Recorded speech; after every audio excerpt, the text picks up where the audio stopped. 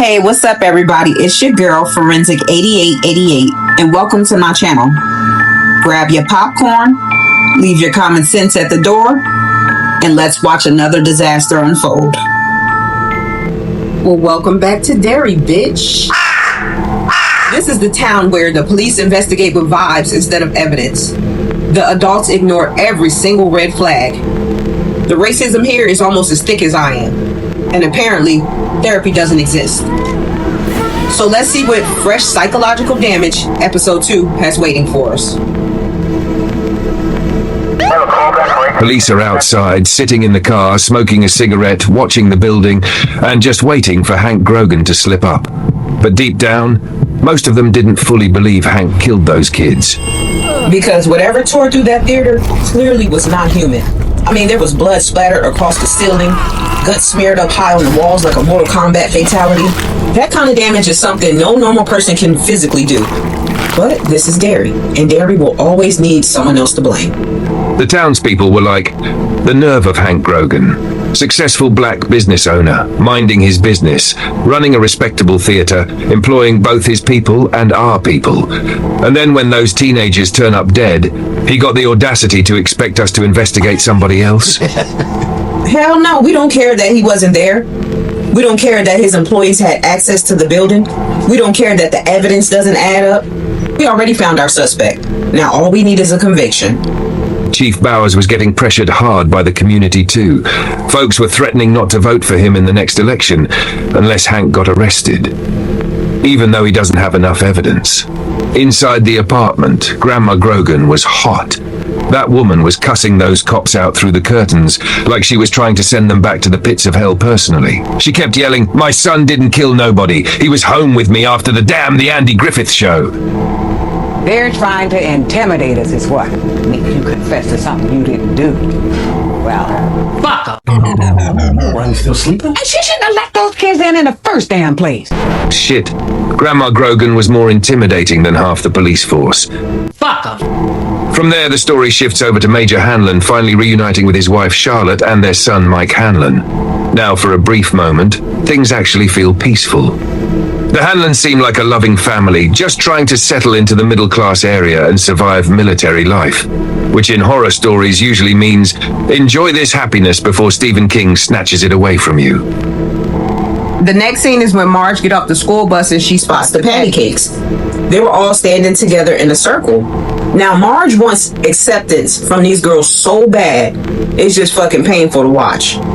I really think that the patty cakes hated her so much that they would have bullied Marge if she would have breathed too loud. She starts fixing her hair, straightening her clothes, trying to make herself look cool before walking over there. And the whole time I'm sitting there like, girl, they do not like you. When Marge walks up, the patty cakes are standing in a circle talking. One girl is nervously admitting she has a crush on Scotty. Patricia, aka Patty, the queen bee herself, is pretending to be supportive. "Oh my God, tell us! We're your best friends." So the girl shyly says, "I think Scotty's getting kinda dreamy." And for 1 second, Marge smiles because she was genuinely happy for her. And Marge thinks everybody's having a sweet little bonding moment. It gets quiet and Marge goes into a state of nostalgia. Then these girls just started laughing in Rhonda's face, and because Marge is so desperate to fit in, she immediately joins them. She started clowning Scotty, calling him Scott the Snot. Because when he was younger, he used to walk around looking like Roscoe from Martin. But Marge keeps going and trying way too hard to impress them. Does anybody have a tissue? Enough, Marge. Yeah, come here. Then Patty looked at her like, excuse me, did I tell you you could laugh? And then they looked at Margaret like, yeah, you doing too much. See, that second-hand embarrassment almost killed me. They had Marge standing there looking dumb as hell. And honestly, I'm glad. That's what her little follower ass gets. A few moments later, Ronnie walks by. The patty cakes immediately start whispering about her. Girl, is that Hatchet Hank little daughter? What is she doing here? That's the nickname that they gave Hank Grogan because they believe he chopped those kids up inside the movie theater. And when Marge noticed Ronnie was talking to Lily, she got nervous because now the patty cakes are going to start judging her by association. Later in class, Marge starts questioning Lily about Ronnie. Instead of comforting her after all the trauma from the theatre massacre, Marge is more worried about appearances. She keeps saying things like, you don't need to talk to Ronnie. The Patties are going to think you're weird again. Lily is just sitting here grieving because Phil, Teddy, and little Susie are all dead. She had to witness everything. So she got up, put her hair in a bun, stood over Marge and said, "Bitch, are you slow? Matty is missing. Phil, Ted, and Susie got folded like lawn furniture, and the only thing I can do was save half of Susie's arm. They're about to send my ass back to the crazy house. Daddy? I'm over here collecting trauma like Pokemon cards, and you're worried about us kissing the patty cake's ass. If you dusty ass, say one more thing, I'll feed you to that fucking bat baby." Okay, so yes, that part was dramatized, but we think that's what she should have said. Look, I saw you talking to Ronnie Grogan. So, Patty and the girls really care about you, but they don't know you like I do. Phil and Teddy are dead. Phil's sister's dead. Who cares about your stupid patty cakes? And honestly, good, because Marge needed to hear that. Right then, a new student suddenly bursts into the classroom late. Mike Hanlon. The teacher immediately starts getting on him about being tardy. Now maybe she treats everybody like that, but the way she came at him on his first day felt real suspicious to me. Like, ma'am, give the child 5 seconds to breathe. Later that afternoon, Charlotte Hanlon is downtown shopping for groceries. She stops inside a butcher shop to buy meat. While the butcher is cutting her roast, Charlotte notices a group of boys outside viciously beating another kid. Not roughhousing, not play fighting. They were actually stomping this little boy out. Why is no one stopping this? Boys will be boys. What are you gonna do? Well, boys will be boys. So Charlotte was like, oh, hell no. Then she head out the door, and for a second, she looked a little traumatized because when she looked around, all the adults were either pretending not to see it or they weren't trying to help at all. I believe that disturbed her more than the fight itself. So she marched across the street to break up the fight, and these teenage boys turned around and looked her up and down like she was crazy. You leave that boy alone, you hear me? The kid that was getting beat up on the ground, he was looking at her crazy too, like, you must be new around here. Don't nobody break up no fights in Derry. What's wrong with you? Leave him alone! Then the butcher casually walks outside holding her meat like nothing happened. Hey, you still want this? That scene right there tells you everything you need to know about Derry. This town doesn't just ignore evil, it normalizes it. That night, Charlotte tells Major Hanlon and Mike what happened downtown. But Hanlon gets nervous. He reminds her that the last time she got involved in civil rights activism back in Louisiana, somebody threw a brick through their window. He tells her, "We finally got a peaceful neighborhood. Let's keep it that way."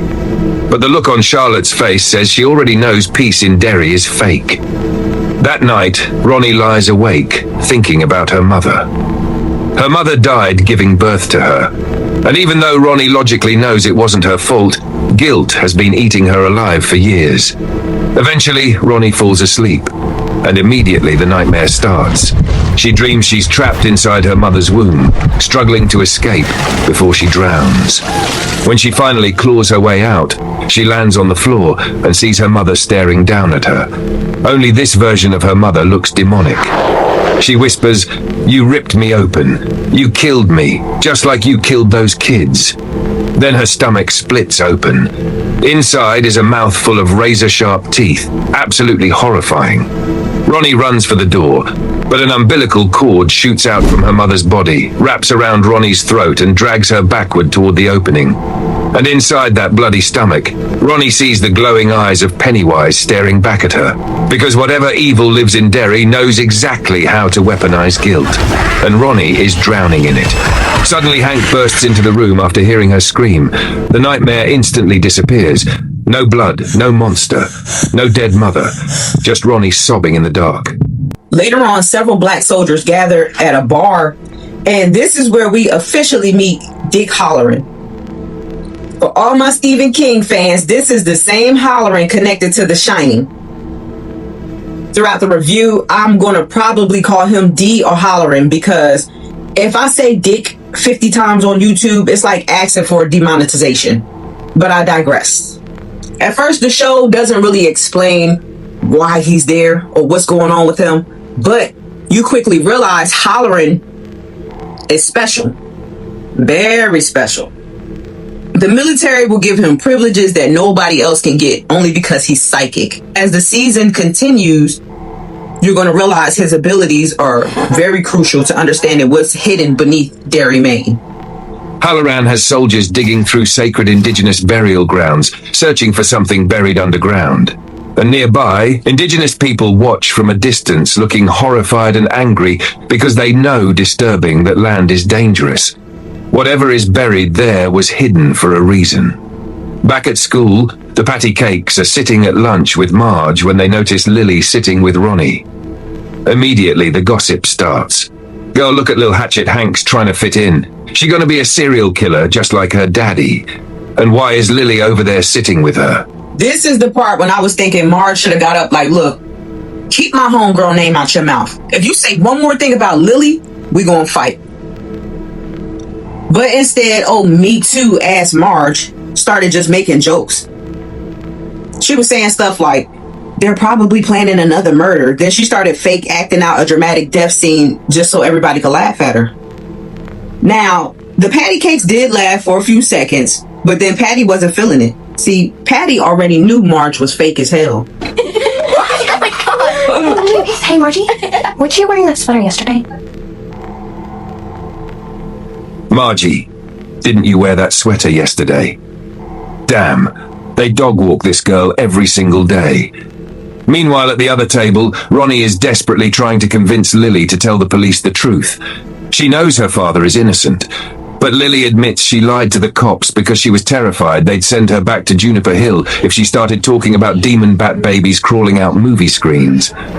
Which, honestly, fair. Ronnie gets frustrated and starts yelling, "You told me a monster came out that screen! Why didn't you tell them?" A teacher overhears Ronnie cursing and immediately sends her to detention. At the same time, Mike Hanlon is in a hallway talking to Rich Santos. See, Rich is this smooth talking Puerto Rican kid, and he has a huge crush on Margaret. Suddenly, somebody throws a steak bomb. Kids start running everywhere while the smoke fills the hallway. And trying to get away, Mike accidentally crashes into the teacher and knocks her down. So he got detention too. But this is where Mike and Ronnie first meet. Meanwhile, Chief Bowers pulls Lily out of school and takes her down to the station for questioning. And this scene right here. Infuriating. Well, it doesn't take long before the only witness starts to sound a little more like the only suspect. We're gonna send you back to Juniper Hill. No, please. I can't. I don't. Well, please don't send me back, Daddy. Tell you what. How about I ask you one more time? I'll even rephrase the question if that'll make it easier for you, alright? I'm not gonna ask you if you saw Hank Grogan there at the theater that night. What I'm gonna ask you is, can you be absolutely, positively certain that he wasn't there? Because Bowers basically starts manipulating and threatening a traumatized little girl into changing her statement. He tells her, if Hank wasn't there, then maybe people will think you did it. Now, Lily already watched half the cast get massacred, so she didn't tell him the truth. This man already knew that Lily was terrified of getting sent back to Juniper Hill. So he used that fear against her. Oh yeah, he was dirty. The scene cuts into later on that night, Hank's apartment complex. He's getting arrested, Grandma Grogan screaming at the police. Ronnie watching her father get dragged away in handcuffs. This is when Ronnie finally snaps. She ran to Lily's house, starts banging on the door like she's ready to fight everybody inside. Lily's mother opens the door confused as hell while Ronnie spots Lily sitting on the staircase in the background looking guilty. Then Ronnie yells, "What did you say to them? You got my daddy arrested." Lily was trying to explain that the police tricked her, but Ronnie didn't want to hear none of that shit. She was furious. So Lily's mother finally tells Ronnie, "Look, little girl, go home before I tell Grandma Grogan on you." Then she slammed the door in her face. Ronnie didn't care about none of that. She pounded on the door one last time. Ow! Then she walked off the porch and started screaming up to Lily's window. She was like, my father's innocent. You already know that, Lily Bainbridge. I'm gonna get you. Honestly, I don't think she was wrong. Meanwhile, Major Hanlon visits Sergeant Masters in jail after learning something about his confession doesn't add up. Hanlon knows Masters hates him, but he also knows Masters isn't skilled enough to pull off the attack from earlier. So Hanlon enters the cell carrying 2 guns, a standard military pistol and a Soviet Makarov, the same type used during the assault. Hanlon intentionally provokes Masters, even insulting his mother just to piss him off enough to react. Yeah, mama must be real, bro. And leave my mama out of these. Sure. Just as long as I don't have to leave this out your mama.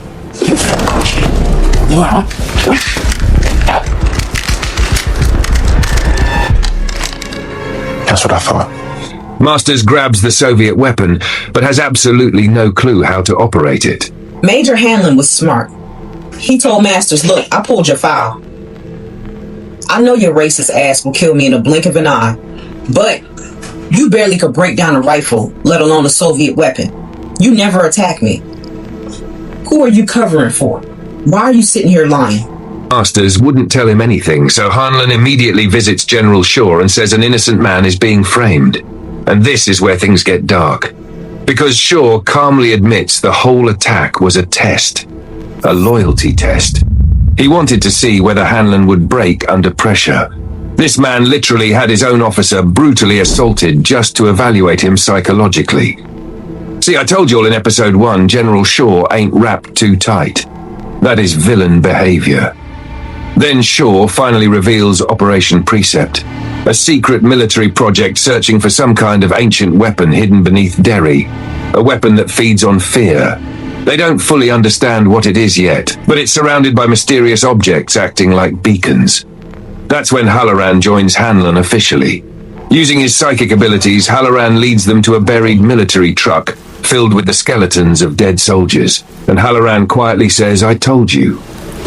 Meanwhile, Lily is losing her damn mind. Lily's mom sent her to the grocery store, but the atmosphere turned hostile. Let me tell you how this went. So first, it was normal. People were just walking past and buying their food and minding their business. Okay. Then she starts hearing whispering. Crazy. You belong in Juniper Hill. You're insane. You should go back to Juniper Hill. Oh, Bainbridge. Have you lost your marbles? There's a special on marbles on aisle 8.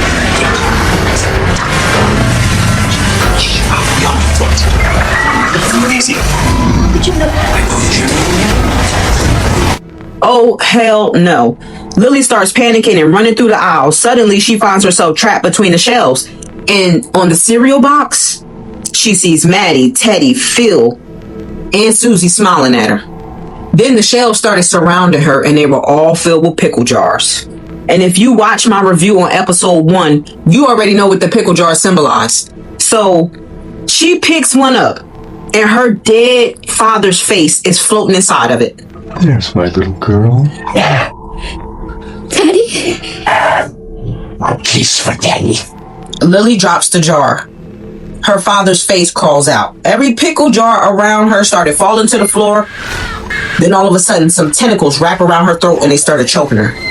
So Lily just fell to the floor and she was just screaming. This girl snaps right back into reality, and the store owner was standing over her asking, Lily Bainbridge, what the hell is wrong with you? Okay, so Lily got back home from the grocery store. This was after she had a full-blown psychological battle with Pennywise. And her mom was like, oh, you want to start hallucinating again? Go pack your shit. You're going to Juniper Hill. I mean, this girl survived a damn demon just to come home and have to go to the psych ward. Lily couldn't even get a hug. Don't make me go. And that's where episode 2 basically leaves us. The military is digging too deep. The town is turning on itself. Children are dying. We're already in episode 2, and Pennywise hasn't showed his face once. And Lily is getting psychologically tortured every damn episode. Rule number 1. If an entire town keeps telling you mind your business whenever violence happens, Leave him alone! Get out of that town. Immediately. Because the scariest thing in Derry isn't even the monsters. It's how normal everybody acts around them. Shut fucking There were a lot of Easter eggs in episode 2, but we're going to mention a few. The first is Dick Halloran / The Shining connection. And seeing him in Derry is a huge connection because it shows that his psychic abilities exist outside of just one story. The second Easter egg is Mike Hanlon's introduction. So, fans of it know Mike becomes one of the most important members of the Losers Club as an adult, and seeing him as a child in Derry gives us the beginning of his story. So in the movies, we seen how Pennywise was just terrorizing kids, but no one knew where he came from and how it all started. And why the fuck is a clown just chilling in a sewer? Operation Precept, which connects it to the mythology by showing us that Derry's darkness isn't just some random curse. For many years, people have been trying to understand, contain, and they even tried to weaponize whatever force this was lurking beneath their town. The fourth one, I didn't mention this before, but there is a turtle connection throughout the episodes, and we'll reveal them as we go along. And the fifth Easter egg is the indigenous burial grounds. This is important because it connects to the idea that people tried to ignore warnings. The biggest warning sign in horror movies, when somebody says, "Do not disturb this land," and the response is, "Yeah, we're gonna dig anyway." Congratulations, you just signed everybody's death certificate. Before I go, I need you all to check out my brother BGD No. He does movie reviews and stays up on all the new movies and trailers. Go ahead and support him. I'm going to provide a link to his channel. So, okay, everybody, that was Welcome to Derry episode 2. And I need you all to stick around for Welcome to Derry episode 3. But do me a favor, like, share, and subscribe to my channel. And if you're feeling generous, hit that Cash App. Now, it's never necessary, but it's highly appreciated. Anyway, it's your girl Forensic 8888. I'll see you next week.